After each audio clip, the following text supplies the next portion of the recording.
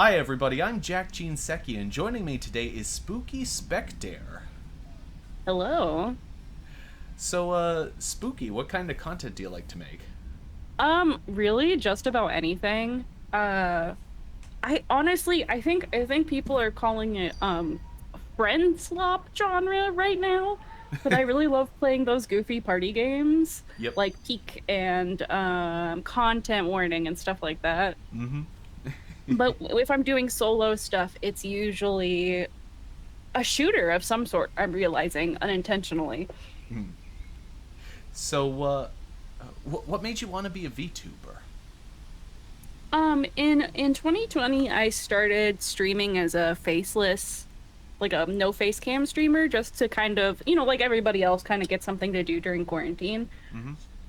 And I really enjoyed it, but I felt very socially anxious the whole time. And I didn't feel like I'd be able to really progress further, uh, unless I either went face cam or just kind of gave up. And I did not want to go face cam. That made me very nervous.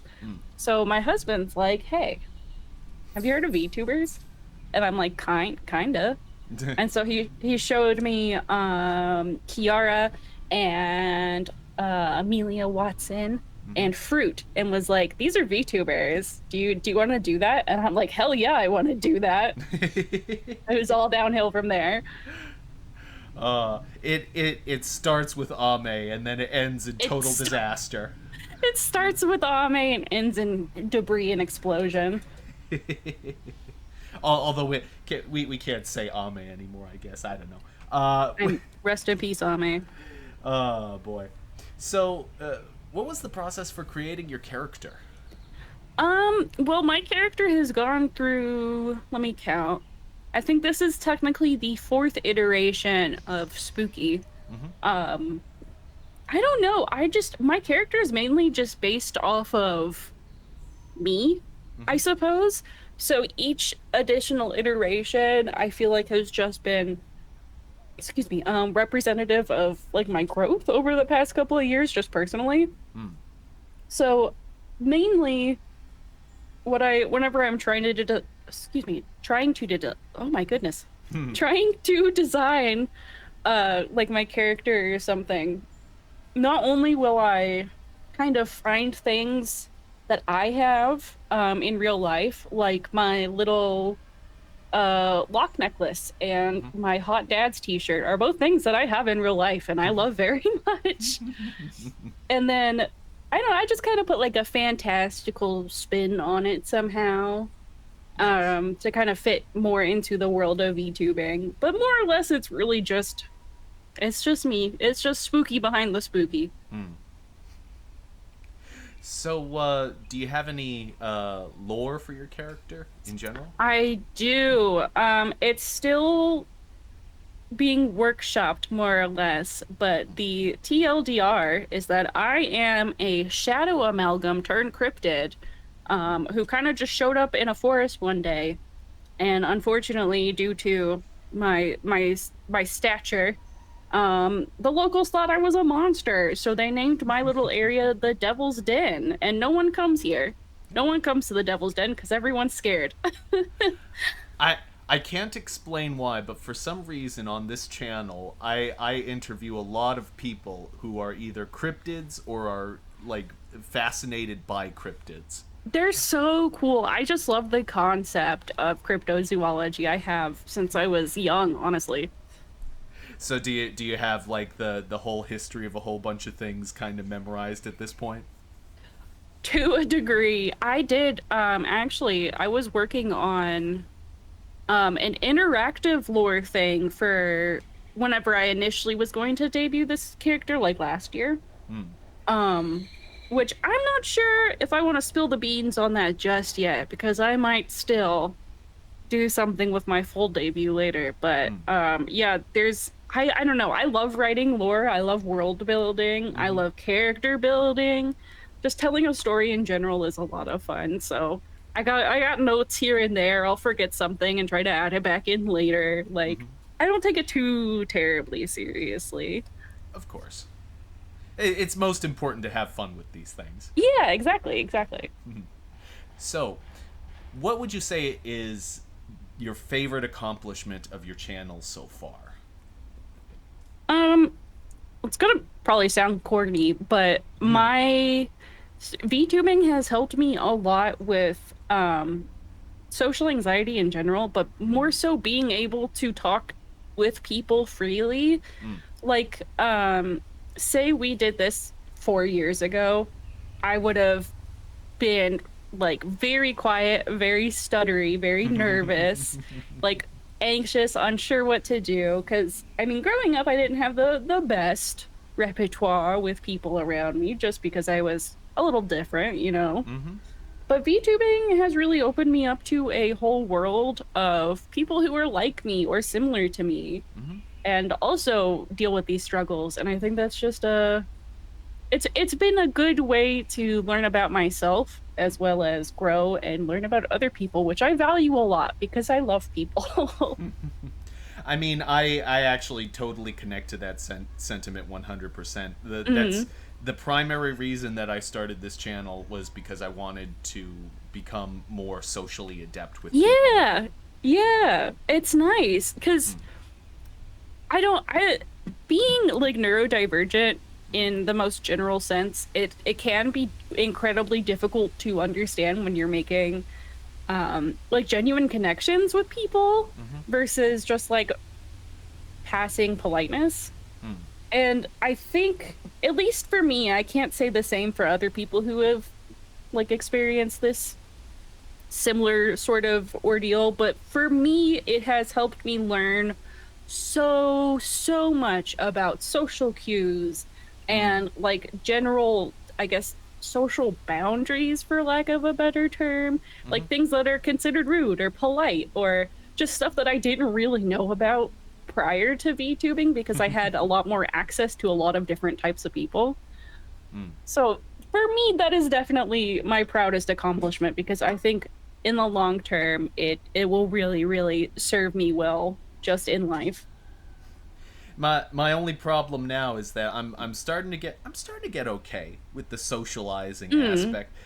The only problem now is that I need to meet people, and it Yeah, it's is difficult. treacherously difficult, especially if you live in a fairly low density area.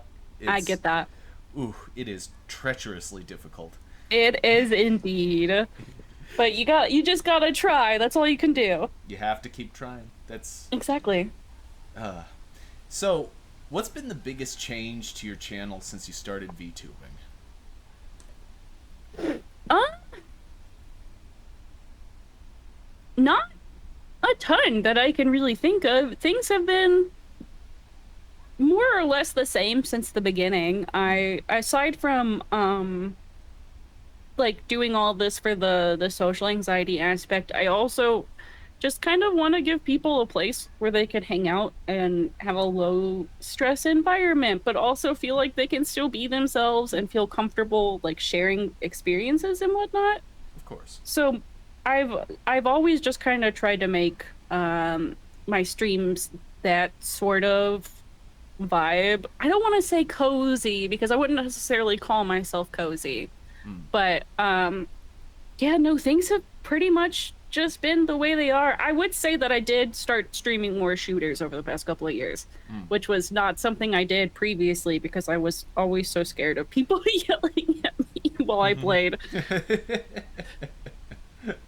uh, so, I know you kind of partially answered this already, but what do you hope to accomplish through your channel? Um, Definitely growing my community more for that previous reason stated. Mm. Uh, that's really it. That's all I strive for. Maybe, I don't know, my big unreachable streamer dream that will probably never happen is to play something dumb with Germa 985. That's my big goal. I'm Is I'm to not stream with them.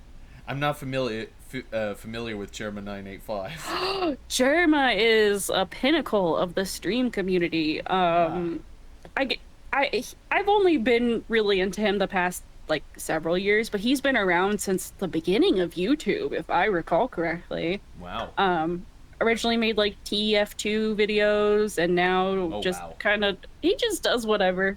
At one point he did make an entire stream that was basically just him as a sim in The Sims, like, but it was all practical and on set. Oh wow. Yeah, it was really cool. He does some really really interesting and creative things, and I look up to that a lot. Nice. So, who is a VTuber that you would love to talk to, and do you have anything that you'd like to ask them? Oh, that is the question. Okay, let me think. Give me a second. It's a tie. It would be a tie. It would either be between Doobie Mm-hmm. or Henya. And I think I would just I don't know if I'd have a question. I think I would just like to have a little chit chat with them, Mm. get to know them a bit. Maybe ask them what their favorite aspect about VTubing is, or like what advice they may have for someone who's trying to start, more or less. Yeah, Doobie would be a great person for that because Absolutely. she's like the behind the scenes type of person. Exactly. Yeah. I would love to pick her brain Yes. and see what she enjoys, but also I think playing a rage game with her would be incredibly fun. uh, so, who's a streamer or channel that you watch that nobody's ever heard of? Hmm.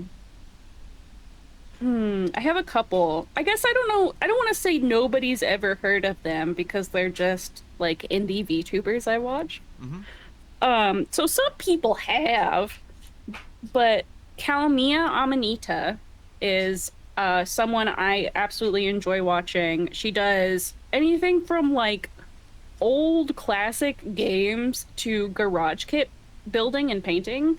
Hmm. And it's just it is incredibly fun to watch. And then I actually this other channel, or they're currently going through a rebrand. I don't Let me find their actual handle. But previously known as Creepshow, Hmm. Scarlett is, let me see, let me find her handle now. Scarlett is an incredible content creator with a lot of fun ideas. Um, and I their energy and the way that they connect with their audience has just always been something that I kind of strive to want to do as well. Hmm. Okay, they're currently only on Blue Sky, it looks like, but it's Satan is Creatin'. Hmm. But Seyton. That's who. Oops. I forgot that I was. Okay. I was like, what? What's she spelling? I don't understand. Oh, Oh, Satan. yeah. uh, so you've kind of mentioned like older computer games or alluded to them a couple times now. Are Hmm. you a big fan of the older computer games? Honestly, yeah. I will admit, there are a lot of like the quote unquote classics that Mm-hmm. I have never played, just due to not having access growing up. So I've been kind of catching up on all of that recently. Like, right now I'm playing through Doom 2016 because I've never Ah, played a Doom game in my life. ah, Really enjoying it though. It's a lot of fun. But I've yes. also been considering, I have queued up Turok is a game that I'm going to play at some point, Hmm. that my husband recommended because he really liked it. I think it's a dinosaur game, Yeah, I and was it, gonna say, isn't that the game yeah, where you shoot dinosaurs or something? yeah, it looks like a lot of fun. So that's definitely on the roster. Hmm. As well as like I want to check out the Half-Life series since I Yes. know nothing about that. But in terms of like older games that I have played, I was more of a like Dreamcast Game Boy kid. Mm-hmm. So Sonic. Oh yes. Sonic and Pokemon were always my go-to. Oh man, the thing is, I didn't have any of those things growing up. Hmm. I only had a PC. I was PC since the beginning, Oh and wow. yeah, But the nice thing is they did offer the Sonic games online. They offered browser versions of it. So I yeah, didn't know that. That's yeah, so cool. yeah. That was I was kind of surprised to learn that, but it was super fun. Mm. I remember it being super fun when I was a kid. Browser games was where it was I at. I was actually just talking about this the other day about how badly I miss browser games. Oh, I'm They're just there's something so pure about a yes. Flash browser game that you can't get anywhere else. Yes, it's like so simplistic. There are no graphics at all. It's Exactly. it's whatever this guy who's alone in a basement could draw, and that's Like it. those Stickman fighting games. I loved Yes. those. Oh, I remember. There was a period where I was huge into the videos, the stick fighting videos. Do you remember Yeah, I know those? exactly what you're talking about. I watched those religiously They were for so cool. yeah, and they were so creative too. They really were. I mean, they basically they took the most simplistic medium imaginable and then just stretched it out to the nth degree. I don't know how it was just so it was so cool. I Uh, think that's one of my favorite like types of art or media is where you take a concept that really has nothing, like you can't really do anything with it, and then finding something to do with it. yes, I would totally agree with that. I love seeing that sort of creativity. Mm. Uh, so, excuse me. Who do you think you've clicked with the best on stream? Ooh, definitely Calmia and Scarlet, as previously mentioned. Mm-hmm. I don't do, at least recently, I haven't done a lot of collabs, honestly. I think it's primarily those two that I've collabed with on stream in recent memory. But I like to think of myself as like pretty easy to kind of mesh into a group, so I hope I've meshed well with everybody. I feel like I have, but I suppose they could have a different view of things. I I've been fortunate. I haven't run into too many clicky types who are like, "Oh, that guy, Yeah. he's no good." Get a load of this guy. This guy over here. Uh, so, what advice would you give to someone who wants to be an entertainer? Um, hmm. Mainly don't go into like content creation or streaming in any regard expecting to just instantly hit it big, because I think that's a common sentiment I think people share for this kind of question, Mm-hmm. but it's something that I think really really really should be focused on, Mm. because while yes, it would be great if it just suddenly blew up overnight. It's not realistic, and if you go into this sort of thing thinking that, and then you stream and you have like 0 to 2 viewers, you're going to get discouraged and you're not going to try anymore. Oh And yeah. it's truly just something that you have to work with and find what works for you, what you have fun with. If you're not enjoying it, people can tell, and you're just going to end up making like yourself more frustrated because no one's enjoying something you're not enjoying. There's a certain there's a certain through line for most of the biggest VTubers I've seen, and that is Mm. they start from nothing, and Mhm. they stay there for a shocking amount of time before they Mhm. blow up. So But you only see them blowing up, so you think it happens overnight. exactly it's like survivorship bias in a Literally, way. yeah. You only see the successes, you don't see the failures, the people who do it and then they give up and then whatever. And the failures are just as important as the Of course. successes, in my opinion, because that's how you learn. If you're not learning anything, you're not doing something right, Yes, in my opinion. of course. Uh, so, switching gears a little bit, what was your gateway anime and what drew you to it?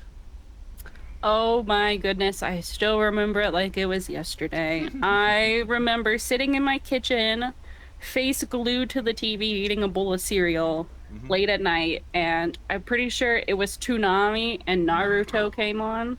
Wow. Yep. and it was all downhill. Like that was it. I was done. No, I don't know what it was about Naruto specifically, but something about just how crazy everything was, I guess. Everyone was so powerful and there were so many cool little arcs and storylines. I remember watching the beginning of Naruto when it was first coming on Toonami, and it was like this was when the dub was first coming out, so this was within Mhm. the first few episodes, and I Yeah, remember, that's yeah, go continue. oh sorry, Sorry.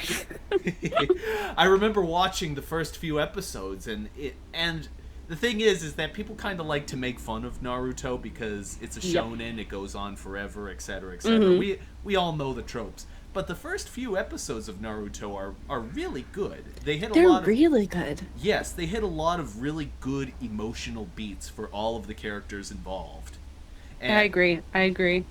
I think that's what made it most compelling is that the hook for it wasn't a typical hook, because the typical hook is like, oh well, here's this unusual thing about this Mm. story that makes it interesting. No, this was more like, here are these characters who are themselves compelling and have compelling interests, and that's Mhm. what and that was a great starting place. Now granted, kind of went a little downhill after a point. I think it's just kind of inevitable with stuff like that, unfortunately. I think Dragon Ball Z is like an outlier. I don't know how they just keep going and going and going, but Godspeed. Oh man, I Dragon Ball Z, or Dragon Ball in general, the general Mm. property, I found Yeah. it's sort of like it became trash at a certain point, and then everybody just loved it anyway. Yeah. We don't care that the plot line doesn't make any sense. We're just gonna keep at it. We're gonna love the hell out of it. That's yeah. And I mean, you know what? I love that. I love that for Yes. them. Absolutely, that's the greatest part. Is it's one of the rare fandoms where the fandom is one of the better parts of it. It's true, yeah. Oh man. So, if you could go to an anime convention tomorrow, whom would you cosplay as? Um actually, non-conventional answer. It would not be an anime character or a VTuber. It Mm-hmm. would be Vessel from the band Sleep Token.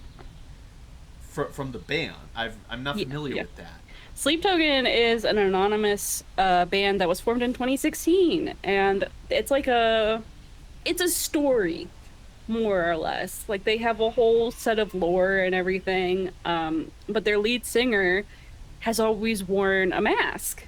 Huh. All of their members have always worn a mask, but the lead singer's outfit is incredibly cool, and genuinely one of my biggest inspirations for creativity and art in general.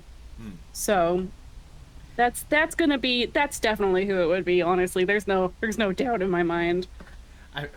Everyone likes to think it's just the music, but sometimes the outfit is the draw as well. I mean, like, It's very very cool. They actually just debuted some new stage fits back in June, and all of their like instrumental members now have matching outfits that look super freaking cool. nice. They're like gold chainmail skull masks. Ugh, I can't even. It's super cool. That is cool. One of my I'm kind of the same way. One of my favorite bands was Daft Punk back when we were Real. together. Yeah, yeah, yeah. I thought that the aesthetic was just so freaking cool. It is. It is. And I don't know, something about I think it's just my constant draw to media or art in general circles back to the more creative someone is with it and the more like they are openly loving what they do, the more I enjoy it and the more I'm drawn to it. Oh, absolutely. So, which game did you have the most fun playing on stream? Little Gator game, actually. Little Gator game is a little story game where you are indeed a little gator who is trying to get your big sister to play pretend with you. Hmm. And it was very cute, but also the story was very, very good. And the controls were just very fun. Everything about it. I 100% recommend it if you're looking for something. either for stream or for yourself that's just kind of low key but still captivating. So is it like a point and click adventure type of game or? It's open world. I Oh, guess I guess RPG probably would be you run around a playground and you're trying to recruit people to come back to the playground to help you win over your sister. oh, that sounds very fun. It is. I definitely recommend it. It sounds like a good chill out game. 100%. So, are there any games that you're looking forward to? Ooh, there definitely is, and I cannot think of the name off the top of my head. There was, oh my goodness, what was it? I'm gonna take a peek into my Steam wish list real quick because I'm sure it's there. Oh, no, that's not it. Punk, that's what it is. It's in early access right now, so technically it's out. Um, but it I don't fully know what it is. It's a shooter and it has online co-op and stuff, but the environment looks really similar to Risk of Rain 2, if you've ever played that. I've heard of the game. I've never actually. I don't know what it's like though. So It is like an outer space alien based like cosmic roguelite horror. like a roguelike shooter, yeah. Okay. Yeah, that must be pretty cool. Space is a great place for shooters. So, which do you prefer, Elvis or the Beatles? Oh gosh. Okay, so I'm not really a fan of either. Mm-hmm. I will be honest. If I had to pick though, it would be Elvis because my disdain for the Beatles is so high. You hate the Beatles? Why do you hate the I hate Beatles? the Beatles. I can't explain it. Like, I don't necessarily hate them as people. I just don't like the music at all. I could never get into it. It was never my vibe. That's not to say I think like people shouldn't listen to the Beatles, but I just feel very strongly about Well, disliking them. I'm a little bit curious because the thing about the Beatles is that their music runs the gamut over the course of Mm, their careers. At the mm, start, now if you said like the starting Beatles career, it kind of sounds like generic '60s pop. mm. But the later stuff, they get really experimental, and Mm. the so I'm curious. Do you just hate all of it completely, or is Yes, I it's something that I really have tried to like get behind, especially because you know everyone loves the oh well Beatles. yes of course I can't I can't I can't criticize you on that point. I have this tendency to sort of just if everybody likes something, I'm a little bit turned off of it. It's like the expectation gets set really high and I don't Yes. want to be disappointed. It sounds like a hipster sort of thing. I don't dislike things that are popular by any means, but there gets to a point where the hype and the buildup is so strong that I just know I'm not gonna be like as happy as everybody else, so I don't really want to Well, like delve into it, well you for know? I don't view my thing as an anti-hipster thing. I view it more as a anti-authority thing. Fair, like just out of spite at that point. Yeah, Oh, you just like this thing? Well, yeah, pretty much. Oh, everybody, I'm supposed to like it. I'm supposed to. I don't need yeah. to like anything. You're not the Yes. boss of me. You're not my real dad. You're not my real dad. No, I get that. There gets like I also get really irritated where someone's like, "What do you mean you don't like XYZ?" I don't know. I just don't. I'm sorry. Okay, so you don't like either one. Is there like maybe an older band that or a band that you think is really classic, like a big one that you really enjoy? Ooh. Maybe not like within that sort of genre, but if we're going like in recent decades, Green Day, absolutely, 100%. Green They're Day. they're they're big for me since the Yes. 90s. They've been a very integral part in who I am since I was a kid. I know there's this musician on YouTube that also really likes Green Day, and he did a video series on what people say about like your favorite band, Oh, and he I just love those. yes, oh man, his name's Billy Cobb. You should check him out. He's pretty good. I absolutely will. Yeah, for sure. Uh, what was I gonna say? What's a song that you can't help but dance to when you hear it? Oh my goodness. There are so many. There are so many. Lately, off the top of my head, it's been Past Self by Sleep Token off their most recent album. Mm-hmm. And it's very, very catchy because you can, I mean, I guess it's not confirmed, but it's very similar. It sounds like they sampled the fairy fountain theme from Legend of Zelda for this song. Huh. And it gets stuck in my head all the time. And it's just very upbeat and groovy and fun. Nice. So, what is your favorite chill out movie? Oh goodness. Gonna be like probably a strange answer, but John Wick. Hmm.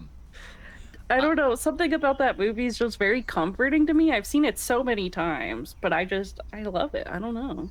it, I've never actually seen John Wick, believe it or not.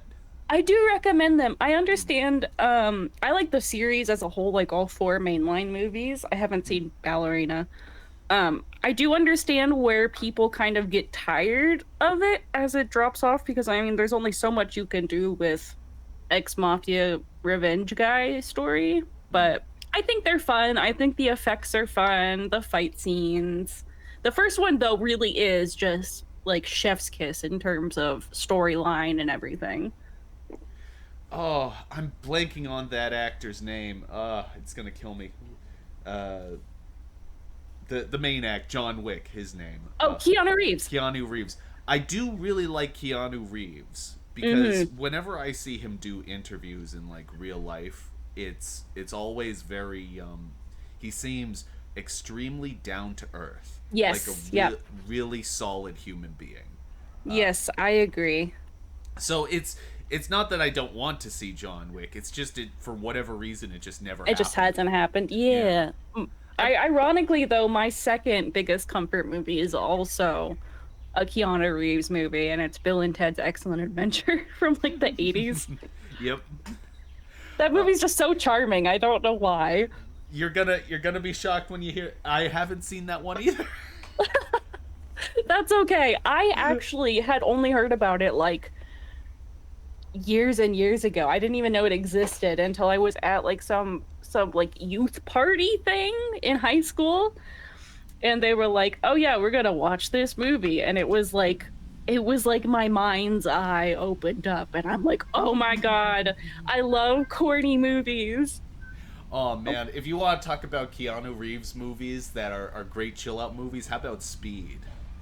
I have Speed. not seen that actually. You've never seen? Oh, you should definitely check that one out. It's like the perfect popcorn action flick. It's Absolutely, fantastic. I I'll I definitely love add that. it. Oh man. So, what's something crazy you've always wanted to try doing? Honestly, driving a car really fast in a safe and secure environment, of course. Mm-hmm. I don't want to get hurt, but I would love to just like drag race for a second, see how fast I can go. Nice. Do you ever you ever on the road and you're like at a stoplight and you're like next to that car and you think to yourself, "Gee, I wonder if what if the light went on and I just opened it up?" Yeah, and my little tiny sedan. Hey, Absolutely. some of those little sedans can go pretty fast. It's true. They got some oomph to them these days. And like the car next to you is like super loud. It's got those weird loud things and you're like, Yeah. I bet you he wants to drag race. Yeah, yeah. That's a very common thing in my area is large lifted trucks with very loud mufflers. Around where I am, it's also very popular with the motorcycles. Oh, yep. Oof. I've seen a couple of those Oh yeah. actually recently, really loud ones, which surprises me. Yeah, they get like outrageously loud sometimes. And Breaking the sound barrier. then my inner old man goes, "Quiet down, you kids." Exactly. I get that. I'll be like, you're scaring my cat. Stop revving your engine. Uh, so, would you ever talk to a stranger unprompted in a public setting? Um, yes and no. I think circumstance would be really big for this. If it's just like, hey, you dropped your wallet. Yeah, I would definitely do that, like, regardless. But if it was like talking to someone and being like, oh my God, like, I think you're so cool. I'd love to get to know you. It would be really, really difficult unless they had, like an interest that was the same as mine and I like could visibly see it. So if they were wearing like a shirt of a band I liked or maybe had like a pin on their backpack from a game that I like or something like that, that would help me a lot more be able to like approach them and strike up a conversation. Mm. But when it comes to just approaching someone and trying to make small talk, I'm so bad at it. See, So bad.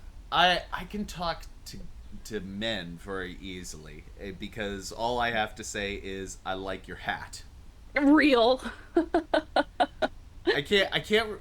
Women don't tend to wear hats, from what They I've don't. seen. Not these days, no. We Which should is, bring it back. yeah, we need to bring back women wearing hats. Now, of course, like if you're a woman, you can easily say to another woman, "Hey, oh, that purse is cute." Yeah. Men can't really say, "Oh, that purse is cute" to a woman. Sup, It, bro? Your bag is dainty and adorable.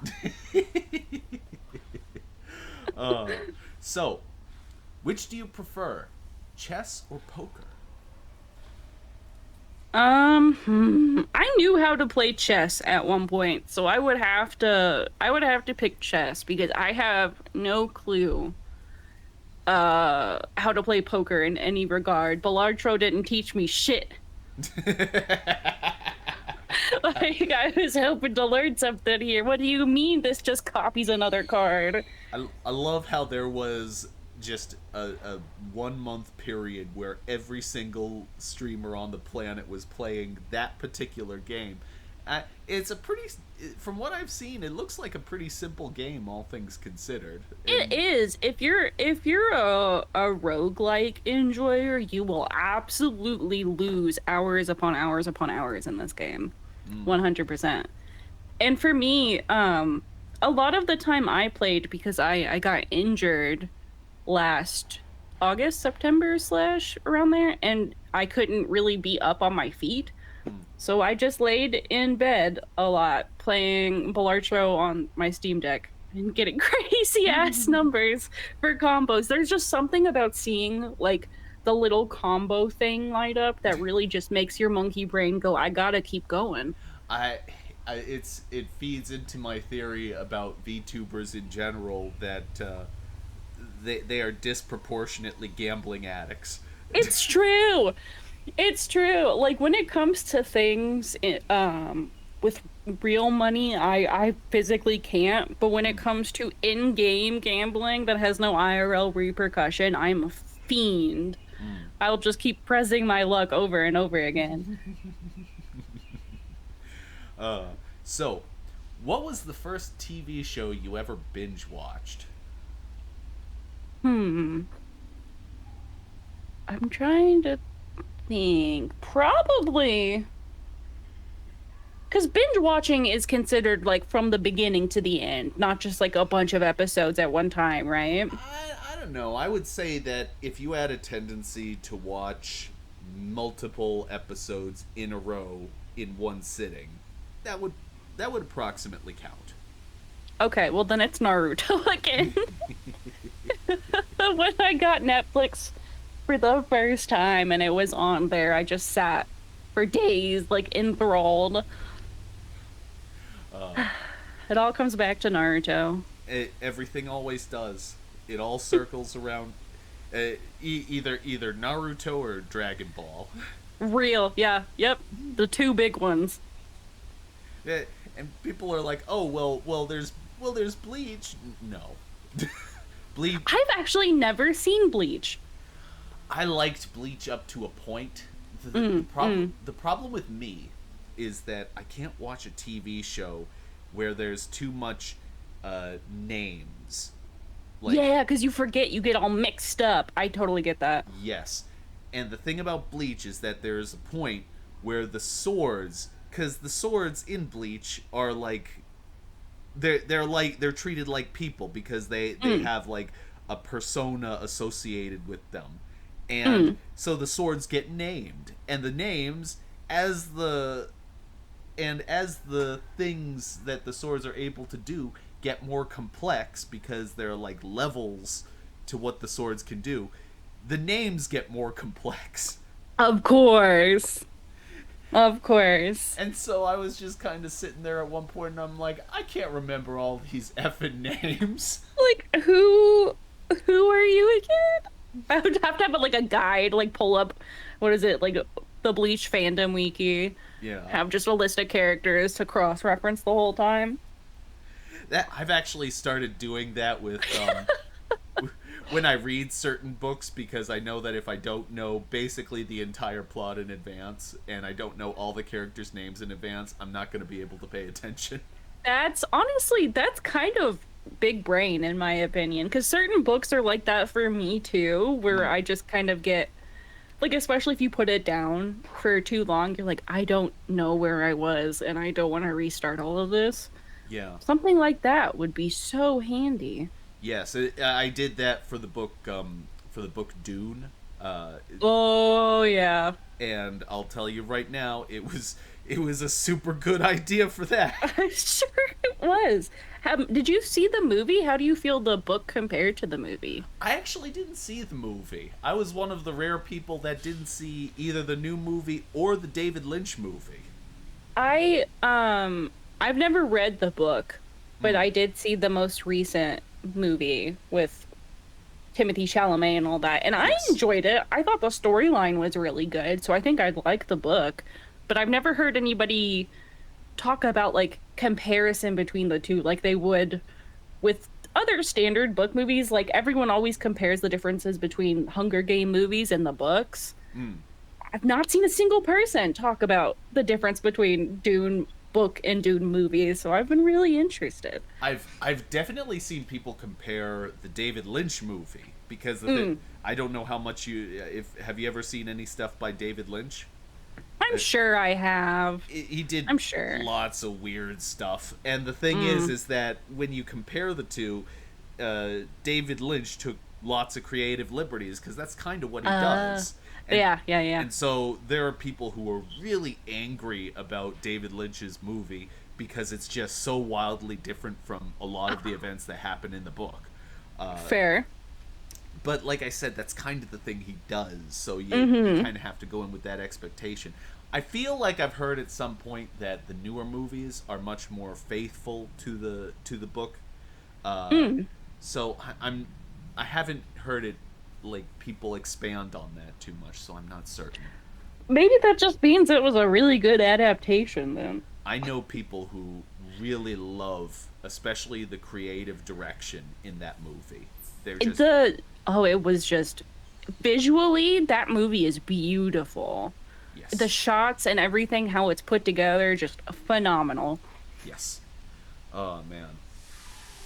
But as far as the book is, I don't know how they do it in the movie, but the way that I kind of 1,000 foot overview of Dune, the book, is it Mm. was kind of like a space opera except from a political angle. Yeah, yeah, I could see that. That Yeah, makes sense to me. yeah. So, uh, God, it feels like such a. Where would your friends kidnap you to? Probably their homes, truthfully. A lot of my friends live fairly far away, so if they had the chance to kidnap me, I think they would just bring me back to their house so we could hang out. I totally understand that. Uh, what's your favorite thing that you've ever cooked yourself?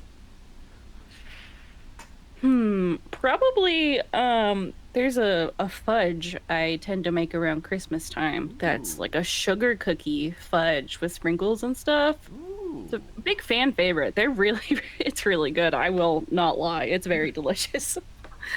Kind of reminds me. There's this one fudge that my mother makes around Christmas time. It's called panouche or blonde fudge, and Oh, it is dynamite. It that sound. I think I've had it once or twice and I really liked it. Yes. Ooh, if you can do it right, it is absolutely stellar. I'm sure. Now, on the other side, what's the worst thing you've ever cooked yourself? Oh heavens. Not to sound like I'm patting myself on the back, but I don't think there's anything. Solely just because I've been regularly cooking since I was pretty young, like 10 or 11. Nice. So I'm sure there was stuff back then, but I nothing in recent memory. I guess technically if you want to count it, I did make a baked pasta dish once in like a little glass pan Mm-hmm. and did not realize that the stove burner was on, so I set it on the stove and the glass pan exploded. Ooh. So, I mean, maybe that that counts. Horrifying experience, terrifying. For the purposes of this interview, it counts. Okay, all right. uh, what's a place you've been to where you'd like to return someday? Hmm. Probably, which is, I guess this is probably a pretty simple answer, but Orlando, Florida. I've only been there once, and I really enjoyed the fact that the humidity is like. Wait, no, is the humidity non-existent? I don't remember. I just know it's really humid here, and it felt a lot better there. And also access to amusement parks because I love amusement parks so so so much. Yeah. Even if they are crazy in terms of line weight and everything. I actually went to Orlando only once too. It was back in 2001. Oh wow. Yeah. Mine was more recent. It was in 2023 I was able to go. Oh wow. Yeah. For the very first time ever in all my Nice. years. And it was fun. It definitely was. I got to see several stereotypical Florida men using the term Florida men gender neutrally. So that was fun. But just I don't know. There are so many like wizard themed gift shops Mm. for some reason. Like I remember driving to where we were staying and seeing like two or three gift shops that just had like giant wizards on the roof for whatever reason. And I just find stuff like that so wacky in the best way. Yeah, no, it's probably changed totally since I've been Oh, there. probably. It's been a couple years since you've been there, I think. To Just a couple. Yeah, to put it in another way, there was no Harry Potter stuff Oh my God. when I went Yeah. there. Uh, It's been a while. yeah, yes, it has. Uh, so, you find $50 in the street. What do you buy with it? Ooh.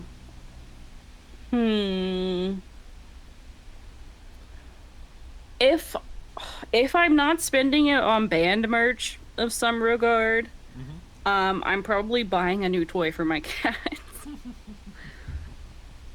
because they're very active little babies and they love those electronic interactive toys. However, they break them frequently because they play with them all the time. So I'm constantly having to resupply like silly wacky little toys that move around for them. That's funny because I always know of cats that are like, they don't do anything, they just sit there. I do. We actually just recently got a second cat. She's been here for about 3 weeks, but our first cat we got back in December, and he just doesn't do anything. Like he likes he likes to curl up in a little beanbag we have, and that's where he spends his days, just rested. And then we brought his sister home, his new sister, and he was like, "Oh my goodness, I can do all this." But also in his defense, he does have a condition called cerebellar hypoplasia, which is the wobbly cat syndrome, if you ever heard of that. I'm afraid not. So it's basically a neurological disorder that kittens develop in the womb if their mother has, I believe it's FIV. It's not like a guarantee, but it's something that can happen. So more or less their balance receptors just don't exist, so they can't stand straight and they're always wobbling. But other than that, they are just really normal cats. So I think no one taught him how to play, perchance, since he was different, but his sister's teaching him how to do all the cat stuff now. Nice. So, what was your favorite game as a kid? Dragon Ball Z, Budokai, any of them in that series, truthfully, which is so weird because I'm not a big fan of fighting games, actually. Hmm. But I remember being a young little cryptid and seeing someone play it on PlayStation 2 and being like, "Oh my gosh, that is so cool." And so for my birthday that year, I think I ended up getting like a used PlayStation 2, which in and of itself was cool. But my mom was very, very adamant about me not playing violent video games. So the games that she got for it were like Disney Channel-esque sort of games. Like I was young, so it was fine. But then she did also get me one of the Dragon Ball Z Budokai games just because I'm assuming because it was a cartoon. And I was so excited. I'm like, I can't believe you did this. I was not good at it either, by any means. uh, s- s- But so, sorry. oh no, oh sorry, no, it's fine. If you could wake up with one talent tomorrow, what would it be? Singing, genuinely. I love to sing so much. I'm not like necessarily good at it, and I have tried to take vocal lessons here and there just when I'm able. Mm-hmm. But if I could wake up tomorrow and just suddenly be able to like hit every note, I would be so happy. Hmm. Nice. Uh, what decade's aesthetic vibes with you the most? Um uh like the early to mid 2000s emo core. Mm-hmm. That's just me. I never grew out of my emo kid phase, unfortunately. But that's like because that was I guess my teenage years. It's like more or less. So I was involved in like the height of emo core and scene core culture, and I do miss it sometimes. They were just much simpler times, but I Yes. still, in terms of like aesthetic, I still really really love all of that, like the bulky jewelry or the silly like printed band t-shirts, which Yep. I wish they do, or I wish they would make some like that again. Now it's like all really serious like standard print, Yes. but I miss the days when it was like bright text with like some weird monster on it for whatever reason that had nothing to do with the band that it's advertising. They were just very charming. I mean, I still see people walking around. I mean, it's not an emo band, but I still see people walking around with Nirvana T-shirts. Yeah, yeah. Oh man. So, do you collect anything? Um, a few things actually. I'm big on collecting. I always have been. But right now, I have a small Pokemon card collection that I am rebuilding because it was something. Let me tell you my tragic Oh backstory with dear. Pokemon cards. So, at the ripe old age of 9, 10, Mm-hmm. maybe younger, I had like over 400 Pokemon cards. They were my prized possession. I loved Wow. them. I took them with me everywhere, but I also kept them in a Ziploc baggie. That's how I transported them. And the Ziploc baggie could fit in my hand-me-down jeans because the pockets actually existed at that time. Yes. Um, and I don't know what happened, but one day my mom just I guess I Oh left them no. in the Oh pocket. no. No. My mom washed my pants, No. No. and so I No. pulled them out of the washer and they're all like Oh. wet inside the Ziploc bag. Oh. Oh. I was devastated. I'm I've crying never on the recovered. inside. That's horrible. And like, I mean, this was the early 2000s, so they were all original, like first gen Pokemon cards. Could you Oh imagine now? God, Oh, in the jeez. yeah, people usually physically cringe whenever I say that one. Yeah. No, I'm no exception. It hurts me to retell, but I have to share my tales of woe. It's my lore. It's my Yes. character building lore. It's your tragic backstory that It allows the really audience is. to connect with you. Exactly. Have you ever lost something you loved? Well, I have. It have you do you know the pain of losing what's closest to you? Just like a villain monologue, and then when you get to the climax, it's like that's how I lost my Pokemon cards. And then everyone's like, "Wait, what? What do you mean?" But other than that, I love to collect plushies, Yep. specifically the Squishable brand. I Oh, really, nice. really, really love to collect plushies, especially if they're odd, I Mm-hmm. guess. Like if they're not like the standard teddy bear, if they're in like different shapes or like different creatures, I Of eat course. that up immediately. So do you tend more towards like the highly stylized plushies, or do you? Yes. Yes. Squishables is like that in that they're all just stylized actually. Now that I'm thinking about it, they're all different. Like you know how squishmallows would be like they're all just the same shape but they have Yes. different faces and prints. Yes. Squishables is like everything's different. No, unless they're in a what they call like a capsule set, Hmm. they won't be similar at all, which is fun for me. I think it also helps in terms of trying to quote unquote hunt them Hmm.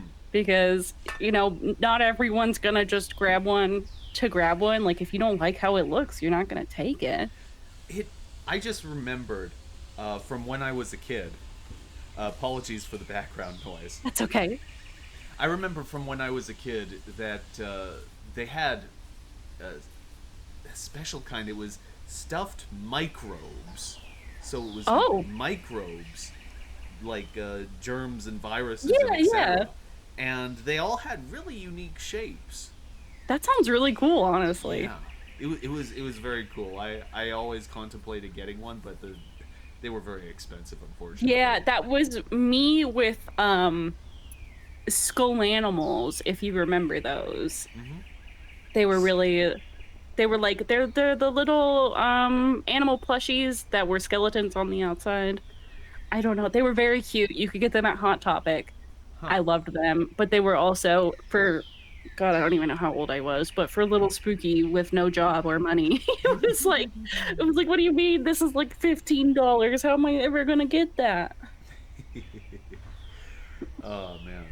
Yeah, but I actually collect stuffed animals too, Hell admittedly. yeah. But I always opted for the animals that were most realistically depicted. That's cool. Yeah. Yeah. Like That's really cool. yeah. So I like different animals. I don't just opt for the bears either, because Mhm. you can find about a billion bears, like the Yeah, of course. Valentine bears, about a million of those. But like Mhm. I like certain brands that you can it. I don't know. Maybe it's just me, but it feels more alive when it looks Yeah. realistic enough, which I really Yeah, appreciate. I get that Yeah. for sure. Uh, and my final question for the interview: What smell reminds you of home? Wood smoke. Um, Nice. Growing up, I lived in a very, very old house Mm-hmm. that was very dilapidated, I guess I should say. So we didn't have central heating. We had a wood burning stove in our living room because our house was teeny tiny. Mm-hmm. And so anytime I smell like wood smoke in any capacity, it just reminds me of my childhood. Yeah. I live in New England, and the thing about New England is that most homes are heated using oil heaters, Oh, but you will find occasionally people who use wood stoves because that's also modestly popular around this mm. area. And I mean, oh, sorry, oh, so, continue. no, I was gonna say I totally connect with that wood smoke thing because there was one burner across from the place where I went to elementary school, Mm. and so I smelled that all the time there, and I always loved that smell too. It's just very comforting. It also just kind of reminds me of like autumn time and camping. Yes. And autumn is my favorite season, but it's also just when I feel like the most myself, which Mm-hmm. is, I don't really know how to explain that. Maybe it's just because I don't do well in extreme heat or extreme cold. So autumn is like, here you go.